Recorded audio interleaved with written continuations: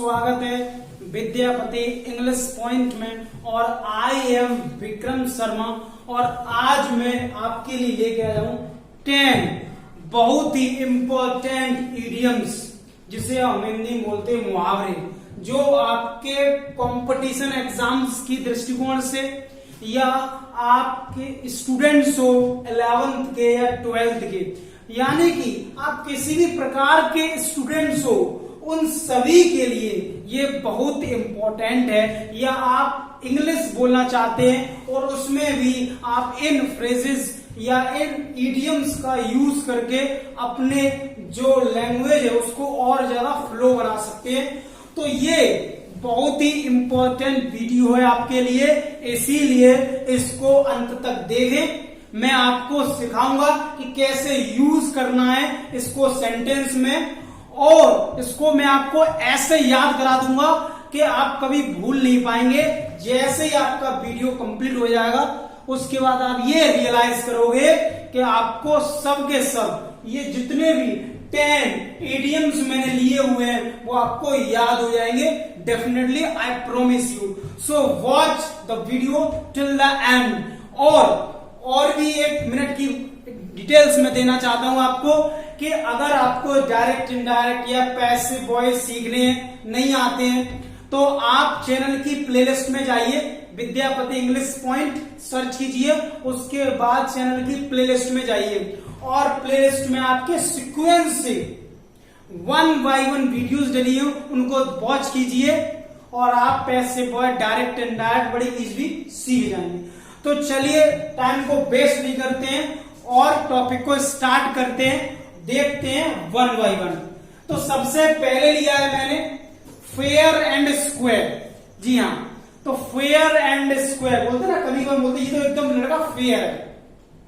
तो फेयर हम जब भी बोलते हैं ना तो वो उसके ऑनेस्ट के लिए बोलते हैं, ईमानदार के लिए बोलते हैं। जैसे हमें किसी बोलना ये बिल्कुल फेयर लड़का है, मतलब ये लड़का एकदम ऑनेस्ट है, ठीक है ना। तो फेयर एंड ऑनेस्ट का मीन्स जो होता है वो होता है ऑनेस्ट, जिसे हम बोलते हैं हिंदी में ईमानदार, ठीक है। तो जब भी आप बोलो किसी से कि मोहन इज ऑनेस्ट, मोहन जो है वो ईमानदार है, तो यहां पे ऐसे भी यूज कर सकते हो कि Mohan is fair and square.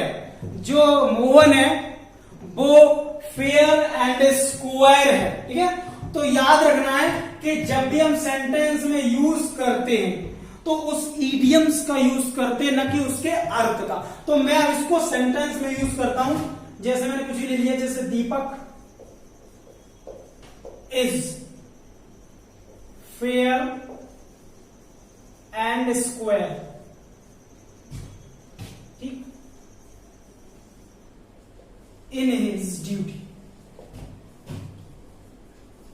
तो लिखा है कि जो दीपक है वो अपने ड्यूटी में, अपने कर्तव्य में ईमानदार है। तो ये तो मैंने बनाया, आप किसी भी प्रकार से बना सकते हैं, इससे भी इजी बना सकते हैं कि शिखा इज फेयर एंड स्क्वायर, बहुत ही इजी हो गया, ठीक है। तो नेक्स्ट है to and fro. To and fro का मतलब होता है आगे पीछे, ठीक है ना, आगे पीछे या इधर उधर। तो हम इसका जो अर्थ निकलेगा वो निकलेगा here and there. Here and there का मतलब होता है इधर उधर। तो टू एंड फ्रो का मतलब आगे या पीछे, ठीक। तो टू एंड फ्रो को हम बैकवर्ड एंड फॉरवर्ड भी बोल सकते हैं। बैकवर्ड एंड फॉरवर्ड या हेयर एंड देयर का मीन्स होता है इधर उधर, ठीक है। लिखना चाहे तो लिख सकते इधर उधर। जैसे मैंने कहा मैं खुद ले लेता हूं, आई एम वॉकिंग, मैं टहल रहा हूं। अभी तो खैर पढ़ा रहा हूं, जब मैं सुबह टहल रहा हूं, मान लो फोन पे किसी की कॉल है, क्या कर रहे हैं, तो मैंने बोला आई एम वॉकिंग, मैं टहल रहा हूं।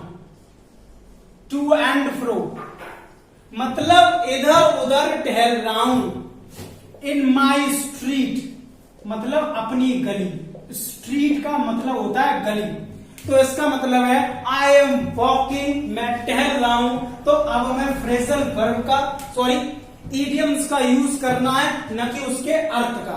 तो आई एम वॉकिंग, मैं टहल रहा हूं, टू एंड फ्रो मतलब इधर उधर इन माई स्ट्रीट अपनी गली में। नेक्स्ट है आउट ऑफ डेट। तो आउट ऑफ डेट का मतलब होता है आउट ऑफ फैशन। तो सिंपली आउट ऑफ डेट मतलब डेट से बाहर है, डेट से बाहर है इसका मतलब उसकी डेट जो निकल चुकी है, इसका मतलब वो प्रचलन में नहीं है, चलन में नहीं है, ठीक है ना। जिसे बोलते हैं आउट ऑफ फैशन, जिसे बोलते हैं अप्रचलित या चलन में जो चीज नहीं होती है अप्रचलित भी कह सकते हैं। जैसे हम बोलते हैं ना Nokia mobile, Nokia phone is not out of date, not का यूज नहीं करेंगे। आउट ऑफ डेट का मतलब अप्रचलित है, मतलब चलन में नहीं है। तो अप्रचलित या चलन में नहीं है तो एक नोकिया मोबाइल आजकल देखना बहुत ही कम लोगों के पास है, तो ऐसे हम यूज कर सकते हैं, मतलब जो चीज चलन में नहीं है। जैसे और भी यूज कर सकते हैं, DVD player is out of date. जो डीवीडी प्लेयर है वो आउट ऑफ डेट है, आज उसका चलन नहीं है, वो आज अप्रचलित हो चुका है, ठीक है। तो अगला है मूव हेवन एंड अर्थ। तो नेक्स्ट जो मैंने लिया है मूव हेवन एंड अर्थ, देखेंगे इसको बहुत ही इजी तरीके से याद करेंगे। अर्थ move heaven and earth. Move heaven and earth का मतलब होता है मतलब पृथ्वी और स्वर्ग हिलाना। तो इसका मतलब यह है कि हर संभव प्रयास करो। जब आप पृथ्वी और स्वर्ग हिला दे रहे हैं, जैसी बातें कर रहे हैं, इसका मतलब है आप हर संभव प्रयास करोगे। तो डू एवरीथिंग पॉसिबल, तो इसका अर्थ क्या निकलेगा, डू एवरीथिंग पॉसिबल। तो अब हम इसको सेंटेंस में यूज करते हैं, तो होगा, मैंने कहा वी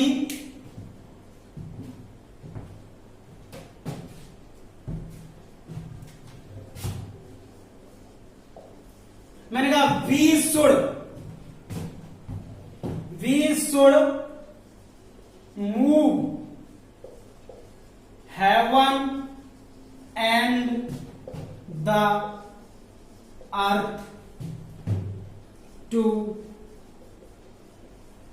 succeed in life।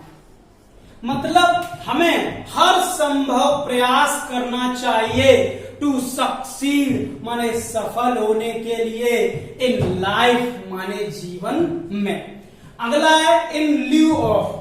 तो इन ल्यू ऑफ बहुत ही इजी है, इसमें आपको कुछ नहीं करना है, केवल जो ल्यू है इसके स्थान पर आपको प्लेस रखना, प्लेस। तो हो जाएगा इन प्लेस ऑफ। तो इसका इंग्लिश में अर्थ क्या हुआ, इन प्लेस ऑफ, जिसको हम हिंदी में बोलते हैं के स्थान पर। क्या बोलते हैं, के स्थान पर, ठीक। तो in lieu of, in place of, in lieu of, in place of, जैसे यूज करते हैं, जैसे हमने कहा यूज मोबाइल, मैंने कहा मोबाइल का यूज करो इन place of, sorry in lieu of, in lieu of calculator, मतलब कैलकुलेटर के स्थान पर मोबाइल का प्रयोग करो। तो ये यूज हो गया। अगला है hard nut to crack. Hard मन होता कठोर या कठिन, और नट कोई अखरोट वगैरह, क्रैक माने तोड़ना। इसका अगर वैसे अगर हम अर्थ निकालें इसके दृष्टिकोण से तो निकलेगा कि कठोर नट तोड़ने के लिए। तो अब हमें यहाँ क्या करना पड़ेगा, ये नट है इसके स्थान पर लगाना पड़ेगा वर्क या टास्क, और जो क्रैक है इसके स्थान पर लगाना पड़ेगा डू। तो इसका जो अर्थ निकलेगा, निकलेगा हार्ड वर्क टू डू, मतलब करने के लिए कठिन कार्य। तो हार्ड वर्क माने कठिन कार्य, टू डू माने करने के लिए, करने के लिए कठिन कार्य। सेंटेंस का यूज करते हैं, जैसे मैंने कहा टू सॉल्व रेबिक्यू, रेबिक्यू को सॉल्व करना इज है हार्ड नट टू क्रैक, मतलब करने के लिए कठिन कार्य है। तो रेबिक्यू को सॉल्व करना इज हार्ड माने कठिन है, और नट माने कार्य है, टू क्रैक माने करने के लिए, यानी कि रेबिक क्यूब को सॉल्व करना जो है वो वास्तव में एक बहुत कठिन कार्य है। मैंने भी सॉल्व किया, बहुत कठिन होता है। अगला है एट लार्ज। तो एट लार्ज को कैसे याद रखें? देखिए एट माने होता है पर और लार्ज मीन्स होता है बड़ा। बड़े पर ऐसे रखोगे, बड़े पर हम फ्री हो जाते हैं, मतलब स्वतंत्र, बिल्कुल सिंपल। तो क्या लगोगे? बड़े पर स्वतंत्र हो जाते हैं, बड़े पर स्वतंत्र हो जाते हैं। तो एट लार्ज का हो गया हुआ फ्री, जिसे हम बोलते हैं स्वतंत्र। जैसे मैंने कहा कि ही इज एट लार्ज, मतलब वह स्वतंत्र है टू डू दिस वर्क, इस कार्य को करने के लिए।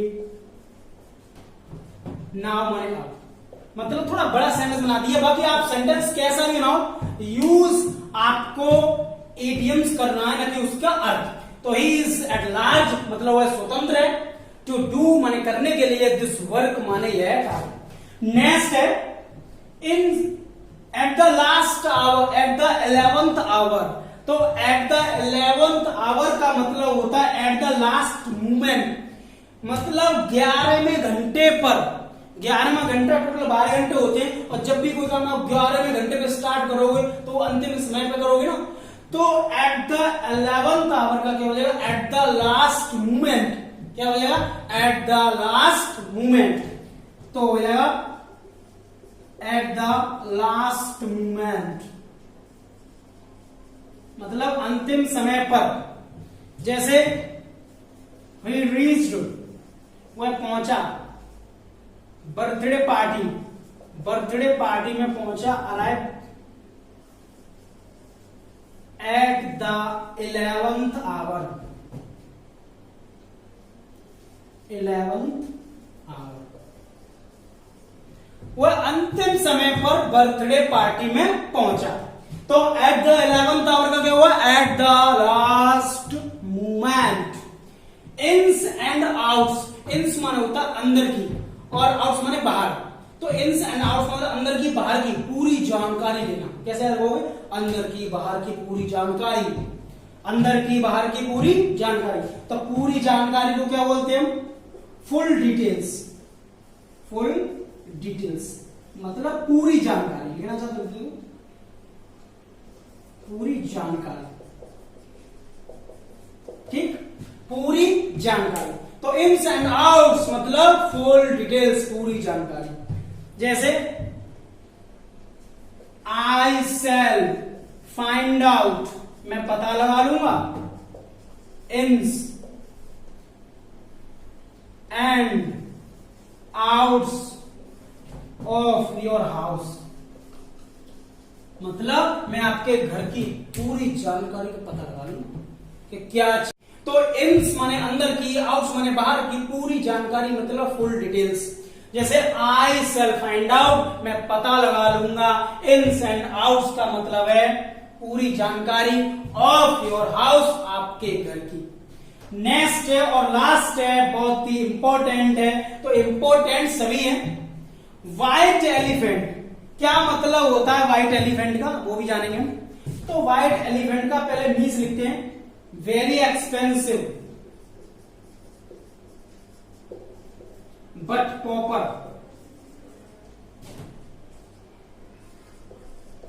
मतलब बहुत महंगा, बहुत महंगा लेकिन कम महत्व का। ठीक, जैसे मान लीजिए कोई चीज बहुत महंगी है लेकिन उसका महत्व कम है, तो ऐसी कंडीशन में हम उसे बोलते हैं व्हाइट एलिफेंट। क्या बोलते हैं?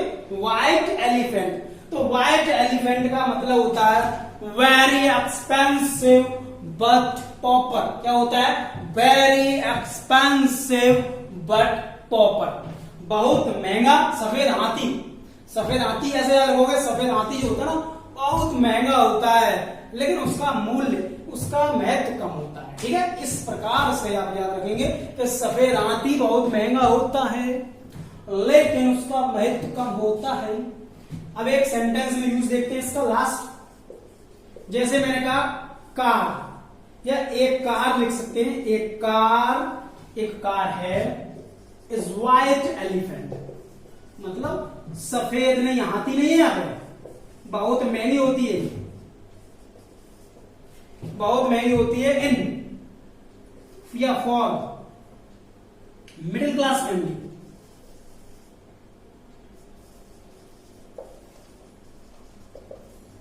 इसका मतलब है कि जो कार है वो एक मिडिल क्लास फैमिली के लिए बहुत महंगी है और कम महत्व की है, ठीक है ना।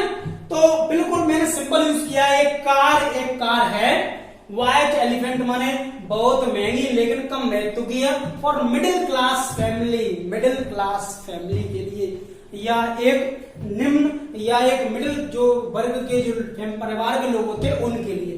तो ये तो थे 10 बहुत ही इंपॉर्टेंट इडियम्स।